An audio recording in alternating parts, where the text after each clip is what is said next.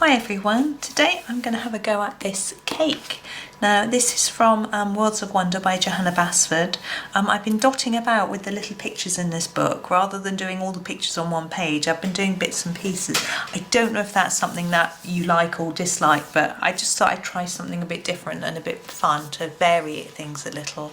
I'm going to be using my Arteza 48 coloured pencils. I realise that some of you have these and some of them aren't always the same colour as each other in different pots, but we'll just have a go and see what happens. Where hopefully you'll be able to sort of colour along anyway with the colours that you have. So as we can see, this is a cherry cake.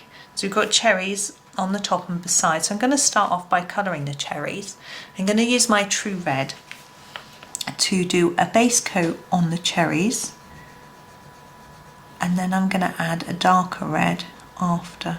I want a fairly solid red colour across all of them.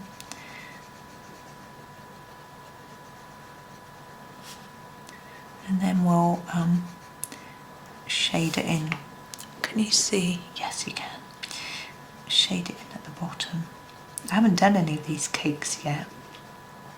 So I actually haven't coloured cakes before, so I thought it would be fun. So that's why I've started with the cherries, because I'm not confident in my cake colouring. But I'm going to use my wine red. You can see the colour, it's a lot darker. And I'm going to think now about where the shade and light is going to be. So I'm going to do this side darker. So I'm going to do lots of that colour here, and then fade it towards that side. I am still going to put some on, just a bit less than on that side. And I'm going to repeat that through. So there's a bit less on that side than this side. Don't worry if it's not very even. Mine isn't very even. I'm going to do another layer of colour in a minute. So dark here and lighter here. We are going to use a bit of white gel pen as well to do a reflection, because cherries are very shiny. So try to emphasise that dark side. Now back to the True Red. I'm going to go over this side and just try and blend those colours in together to make it look a little bit more even. You can use a blender for this if you find it easier, but I quite like just using the colour to try and blend it together. Gosh, look at that, it's very split. But that's okay. It may have been a blunt sharpener or a poor sharpening technique on my oh, it's snapped. Okay. And it's left a squidge on the paper. Can you see here? I don't know if it's in shot. Just going to rub it out while I think about it. I don't think it will erase very well, but never mind. Now I'm going to go back in with my dark colour and just try and emphasise this edge where it's darker. Cherries are usually dark or almost purpley, aren't they? But I think this will be okay. And do those green leaves on the top of the cherries. I'm trying to think what colour. You see quite a dark colour. I think I might use this forest green colour. And just for these little leaves, it's a bit blunt. I'm going to have to sharpen it to get into that tiny detail. Add a bit more. There we go. Now I'm thinking about the icing on this cake. And what colour would it be? So if you had a cherry cake, it could be chocolate, because it could be a Black Forest Gateaux with white cream. We could do that. We have got a dark chocolate brown, so let's do a chocolate cake. I'm going to start gently though. I don't want a really dark layer of chocolate brown, so I'm just going to put a light layer of it across the whole cake. Now we've got different colours. I'm wondering if we do stripy. That might make it more interesting. I don't know what this bit is here, whether it's icing or half cherries or something like that. We'll have a think about that after. So I'm going to go in darker on the edge and lightening it up towards the middle, and then taking care to fill in these little gaps that I've left. I didn't intentionally leave a gap. And I want the shine to be pretty much in the middle, so I've got to take that through more. It's quite difficult to, because that isn't central, it's quite difficult to get it right, so think about getting it in the middle.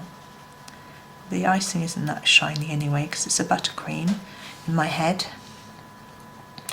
My mum makes lovely chocolate cake. I've used her recipe from time to time, but I don't eat cake anymore, so it's I occasionally make a cake with fruit, banana or something, but I don't eat a normal cake.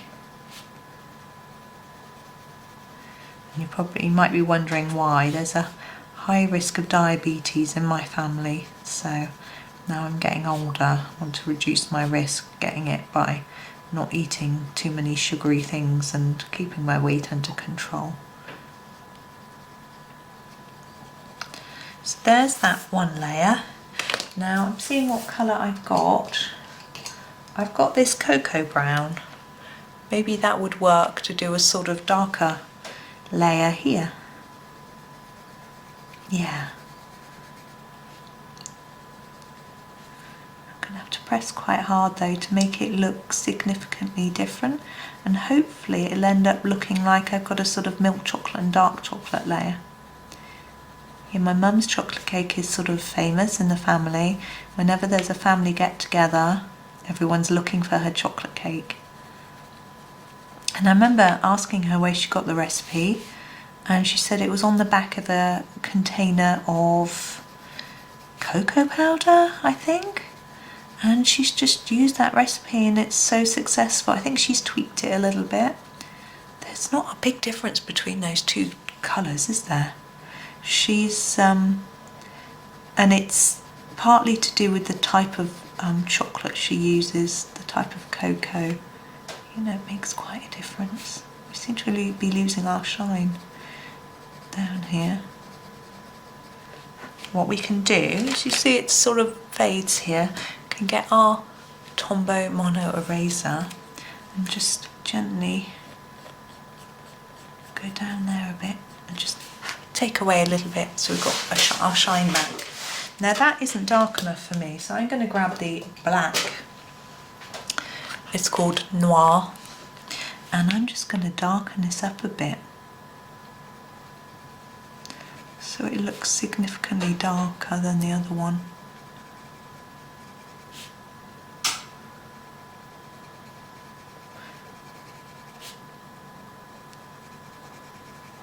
There we go.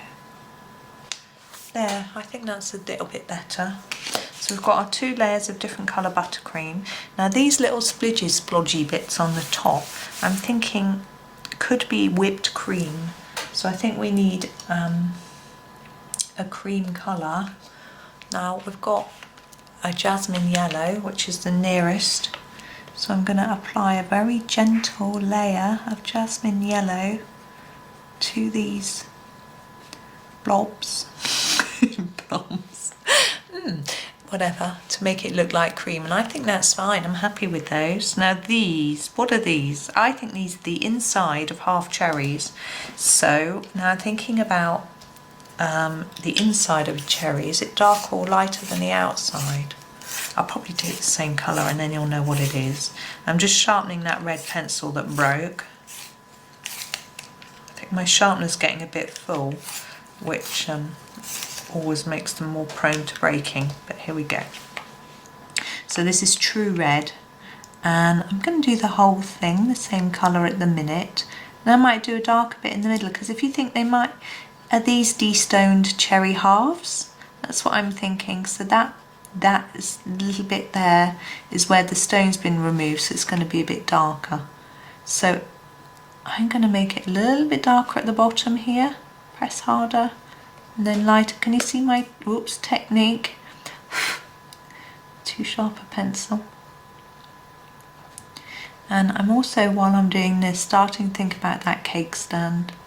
Now the only cake stands I've ever seen, not many, I have to admit, were going in with the wine red for the centres. And I'm not going to press as hard as I did for this, I'm just going to a little bit darker. And they're always glass. But if I do every cake stand on this page clear glass, it won't look very exciting. So I think I need to come up with some new cake stand ideas. So I'm thinking, if this was my cake and I had the choice of all the cake stands in the world, what colour would I do it? And I think the answer to that would be a darkish pinky red.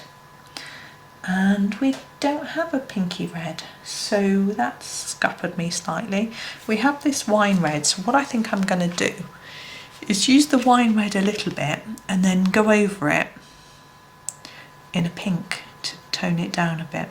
So I'm using it on its side and really gently, just gently kissing the paper with the pencil, hardly pushing down at all. And I'm holding far back. If I was holding here, I'd be pushing hard. So I'm holding, can you see, right back there. And the angle of the pencil is flat. Can you see?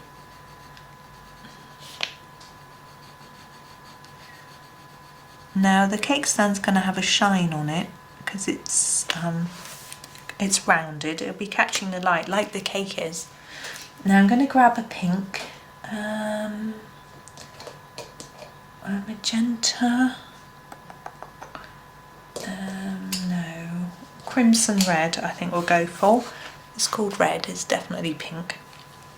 And I'm going to go over all this again with exactly the same light pressure. So again, I'm holding it a long way back and I'm just gently massaging the paper with the pencil just to get the smallest layer of colour down. Now I'm very aware that this is very flat and this isn't the final effect, but I just want that light layer first. Now what I'm going to do is I'm going to darken the areas that I think will give it some more lifelike look. So like we did with the cakes, I made it darker on the edges so as a shine. Do the same with this. So darker here and then lighter towards the middle. Now if you're in doubt as to where the middle is, you can measure it with a ruler by all means, or do a little bit from each side like this and a bit from here and a bit from here until they meet. I mean, I can see where the middle is on this, but just a little tip for you. Now we have this stem part and I'm going to darken it here. I'm being very careful because I'm now gripping much closer to the end of the pencil, so I'm pushing much harder, so I need to be careful that I don't over push and get too much colour on. A good way to be careful is to do it more slowly.